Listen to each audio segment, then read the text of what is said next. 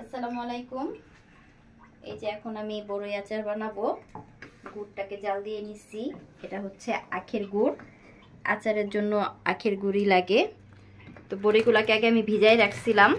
এখন এটার মধ্যে বোটাটা ছিল, ওইটা ফালাইয়া পরিষ্কার করে গুড়ের মধ্যে দিয়ে দিতেছি। বড়ই আচারটা অবশ্য খুব ইজি বানানো যায়, এটাতে ঝামেলা খুব কম। তো গুড়ের সাথে একটু জাল করে তারপরে বাকি মশলাটা আমি দিব। আচারের মধ্যে আমি একটু ভিনেগার দিতেছি। ভিনেগারটা দিলে আচারটা নষ্ট হয় না। আর এখানে আমি শুকনো মরিচ ভাজতেছি। শুকনো মরিচের সাথে কিছু পাঁচফোড়ন দিতেছি। এগুলো একটু তেলে নিতেছি, তাহলে সুন্দর একটা স্মেল বের হয়। এটাকে গুঁড়া করেও দেওয়া যায়, আবার আস্ত দেওয়া যায়। আজকে আমি এটাকে আর ব্লেন্ড করবো না, আস্তই দিব।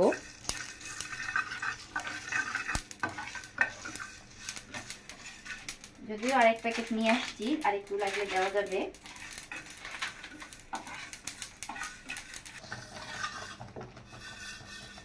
এটাকে আমি আস্তই দিয়ে দিলাম, আজকে আর পাউডার করব না।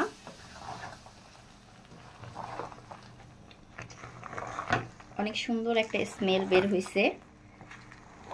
আপনাদের ভাইয়ার এই বড়ই আচারটা অনেক পছন্দ। শুধু বড়ই আচার না, যে কোনো আচার বা টক জাতীয় জিনিস সে পছন্দ করে।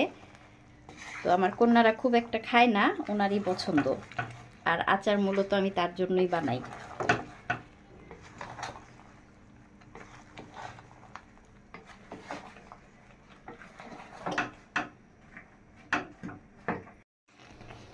বড়ই আচারটা হয়ে গেছে।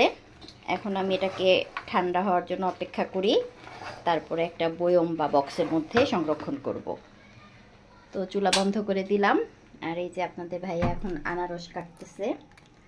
আমি আর আপনাদের ভাইয়া এখন আনারস খাবো। বড়ই ভর্তা এখনো করতে পারি নাই, পরবর্তীতে করব। তো আজ এখানে বিদায় নিচ্ছি। সবাই ভালো থাকবেন। আল্লাহ হাফেজ।